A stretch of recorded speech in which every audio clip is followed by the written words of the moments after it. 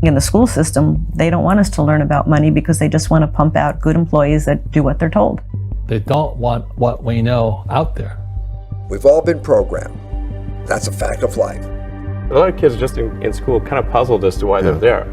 Well, oftentimes business education today, and I see it all the time, kids come out of college, the best colleges, Wharton and Harvard and Stanford and some of the great business schools, and they'll come out and they won't have practical experience. There's too many case studies that aren't practical.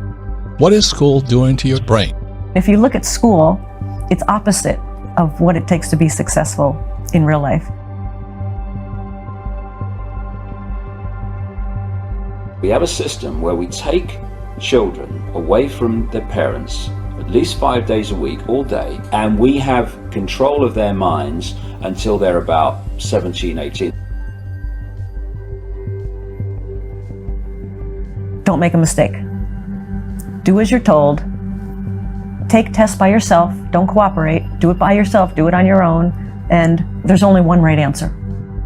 No, there's tons of answers to a problem.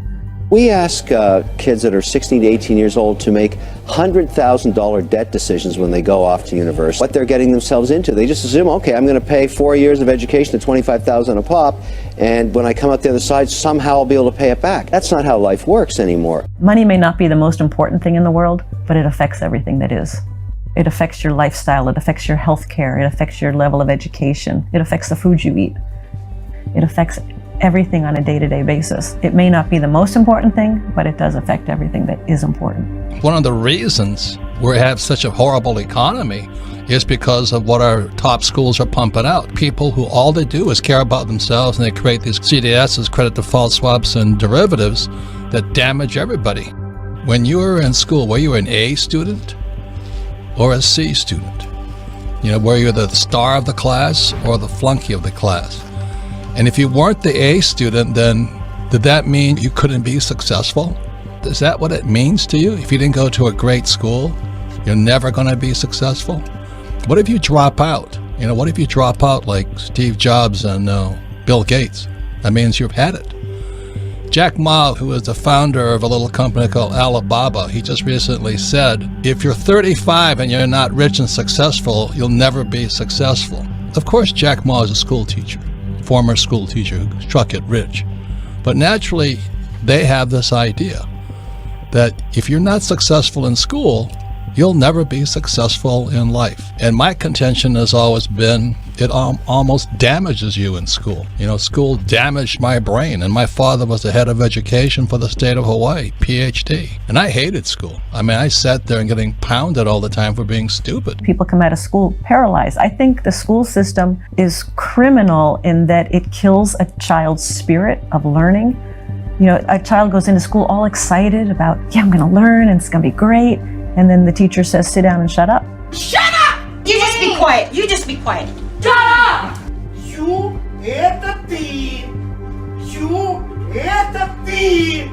Don't talk. We don't care what you're interested in. They just teach you what they want to teach you instead of finding out what the child is interested in and teaching to that. I think kids come out of school scared to death of making a mistake. They come out paralyzed. They don't know what they want to do because their spirit and their creativity has been crushed inside of them. So you almost have to do a whole reprogramming once you get out of school so you can find out what it is that excites you, what it is that where your passion is. Because once you can discover what's most meaningful, then decisions and life becomes so much easier because there's more joy, there's more better communication with relationships. But they don't teach any of this in school. They just say, sit down, do as you're told, take the test by yourself, and don't make a mistake. If you're not successful yet, you might be a late bloomer. This is especially for those with students still in school, or you're struggling financially and you're over 35, or you're an old guy and you still haven't made it. Well, I hope you have a cash flow board game, because the cash flow board game is the best teaching, much better than a boring old school teacher, because cash flow involves your brain, your emotions, because you hate losing. You have to physically do something, and it inspires your spirit, because, you know, losing is a wonderful thing if it inspires you to win. I still play Monopoly. My rich dad just started playing Monopoly with me. The other thing he did, he then took me to his, 4 greenhouses, Red Hotel.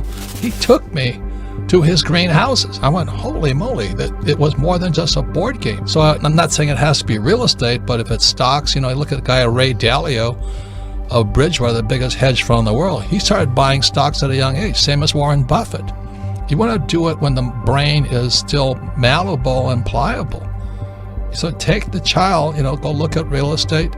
Donald Trump had to go collect rent. He had his boys collect rent. He said, you want adventures and psychosis? Go collect rent. You'll hear more BS than you ever had before. I remember when I had to go knock on a door to collect rent. It's terrifying. Get this adult and they're lying to you, telling you these sob stories. I tell you, that's real education. So this stuff you learn in school, in my opinion, waste of time. The entire purpose of a good university is to give you a foundation to fail. Because we have two hemispheres of the brain, the left brain, which is about words and this world reality and, the perception of this reality. We have the right brain, which is where you get creativity, inspiration, and connection. And then you've got this corpus callosum, which connects the two. First of all, we use a fraction of our brains. Why is that? And the other thing is that what the system does is it turns out left brain prisoners. They run the system. And it does it by putting information through schools and colleges and universities into the left brain, which it then says at time of an exam, give me all that back. And if you tell me what I've told you well enough to believe, then you'll pass the exam and you'll be very successful. We have too many entrepreneurs. We have too many successful people. How is it possible that school is making kids less intelligent?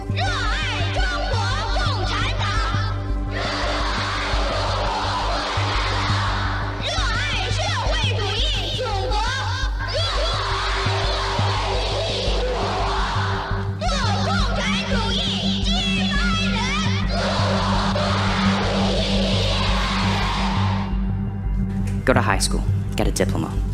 Go to a good college and find a stable job. And if you don't do that, you won't be successful. And if that was true, how am I even standing here today?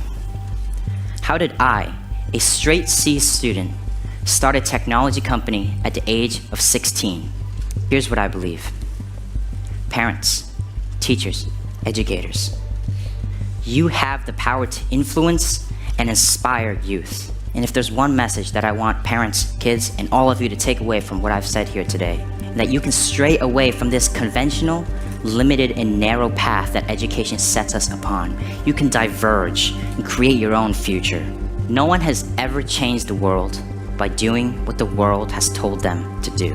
I hated school. I really hated school. I hated school, generally, right? Because it was this instruction following thing. Ego barrier is the worst thing. And if we were raised differently, just imagine in the schools that all along that people will always say, everybody makes mistakes. Everybody has weaknesses. The key is really to understand what your mistakes and weaknesses are so that you can learn from them. I think punishment is a terrible concept. Punishment means that you made a mistake and you're being punished. I think instead of punishment, every time somebody makes a mistake, you should say the only thing that you need to do to get out of your punishment is first think, what kind of mistake was that? So if I'm in a situation that's like that again, how would I deal with it differently, not to make that mistake? So that learning should come from the mistake, not punishment. Every little flower of curiosity, said Einstein, is crushed by society itself. It's an extremely corrupt system we have at this point. We have an education bubble. In the US, we have $1 trillion of student debt. The first approximation, this has gone to pay for $1 trillion worth of lies about the value of the education people have received. And it's not at all obvious yet, though, what's going to replace this or how it's going to change. We are told that it's the only way to salvation. You must get a diploma to be saved. If you do not get a diploma, then you will go to hell. The message that I have is that you have to work out your salvation on your own. You have to save yourself. I believe that is the truth, but it's a somewhat uncomfortable one. Every time the schools do something with your kids that you don't agree with, keep them at home. Simple as that. And do it now. because the systems that produce teachers have become pathological completely. They're indoctrination camps and nothing else. The thing is, they know they've lost on the scientific front. They've lost. Teachers need real information right now about what's happening to their kids. The high stakes is today, because you can do something about it. The real safety of our nation is preparing this next generation.